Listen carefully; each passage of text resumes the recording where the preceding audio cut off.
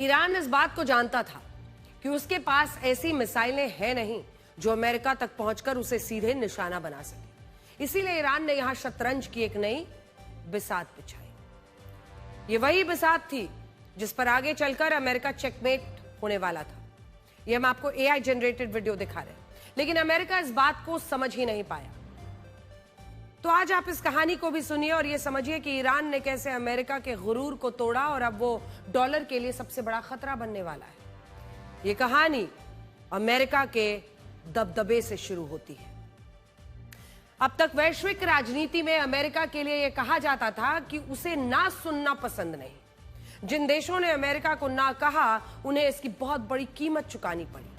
इससे दुनिया में एक ऐसी व्यवस्था तैयार हुई जो अमेरिका के इर्द गिर्द घूमती थी और उसके सुपर पावर के स्टेटस को बरकरार रखती थी। और इस व्यवस्था में सबसे बड़ा रोल अमेरिका की करेंसी यूएस डॉलर का था। दुनिया में व्यापार भी डॉलर में होता था, कच्चे तेल की खरीद और बिक्री भी डॉलर में होती थी, और अगर किसी देश को लोन चाहिए तो वो लोन भी डॉलर में मिलता था। इस व्यवस्था ने डॉलर को दुनिया का राजा बना दिया, ऐसा राजा जो किसी भी देश को प्रभावित करने की ताकत रखता था। अमेरिका इस बात को जानता था कि अगर दुनिया के ज्यादातर देश डॉलर में व्यापार कर रहे हैं तो वो इन देशों पर जब चाहे दबाव बना सकता है, उन्हें अपनी शर्तें मानने पर मजबूर कर सकता है।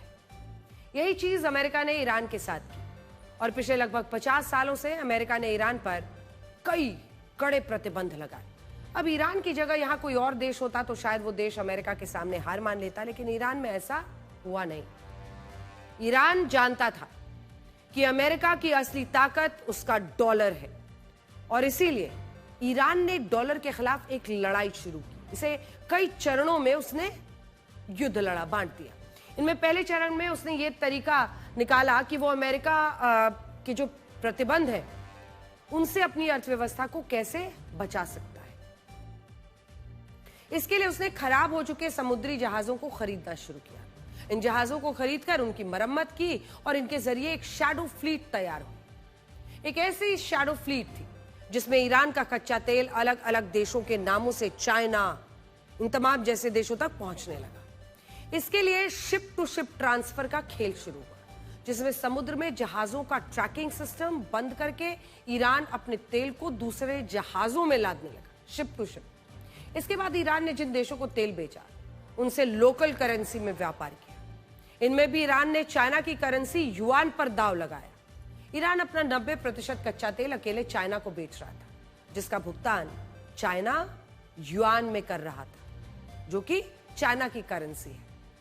ऐसा करके ईरान ने डॉलर के दबदबे को चुनौती दी, लेकिन इसके बाद असली खेल तब शुरू हुआ जब अमेरिका और इजराइल ने ईरान के खिलाफ युद्ध छेड़ दिया। ईरान ने डॉलर को निशाना बनाने के लिए खाड़ी देशों पर हमले किए, दुनिया में कच्चे तेल और नेचुरल गैस का एक बड़ा संकट पैदा कर दिया। जब दुनिया में अफरा तफरी बढ़ने लगी तब ईरान ने अघोषित रूप से स्ट्रेट ऑफ हॉर्मुज को बंद कर दिया और अब ईरान कुछ ऐसा करने की धमकी दे रहा है जिससे आप ये समझ पाएंगे कि ईरान का निशाना अमेरिकी डॉलर पर है। CNN के मुताबिक ईरान अब उन देशों को स्ट्रेट ऑफ हॉर्मुज से गुजरने की इजाजत नहीं देगा जो यूएस डॉलर में इसका भुगतान करते हैं। ईरान का कहना है कि वो पेट्रो डॉलर की जगह पेट्रो युआन का समर्थन करता है। इसका मतलब यह हुआ कि जो देश अपने कच्चे तेल और नेचुरल गैस का भुगतान चाइना की करेंसी युआन में करेंगे उनके जहाजों को स्ट्रेट ऑफ हॉर्मुज से गुजरने से बिल्कुल नहीं रोका जाएगा। यह CNN का दावा है। लेकिन जो देश यूएस डॉलर में भुगतान करेंगे उनके जहाजों को ईरान अपना निशाना बना सकता है। अब ईरान ऐसा इसलिए कर रहा है क्योंकि खाड़ी के सभी देश अपना कच्चा तेल डॉलर में बेचते हैं। जब ये देश डॉलर की मांग करते हैं तो बाकी देशों को इनसे कच्चा तेल खरीदने के लिए अपने विदेशी मुद्रा भंडार में डॉलर जमा करके रखने पड़ते हैं। इस पूरी व्यवस्था से डॉलर की मांग बनी रहती है, अमेरिका को इसका खूब फायदा होता है। लेकिन अब ईरान इस युद्ध व्यवस्था को तोड़ना चाहता है।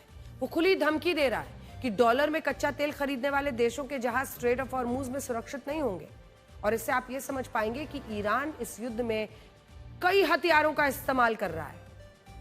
मिसाइलें और ड्रोन्स तो वो दाग ही रहा है, स्ट्रेट ऑफ हॉर्मुज को भी इसने युद्ध का हथियार बनाया और अब डॉलर को भी निशाना बना रहा है। ईरान इस युद्ध में डॉलर को निशाना बना रहा है। ये इसलिए महत्वपूर्ण है क्योंकि दुनिया में आज भी 80% कच्चे तेल और नेचुरल गैस का भुगतान यूएस डॉलर में होता है।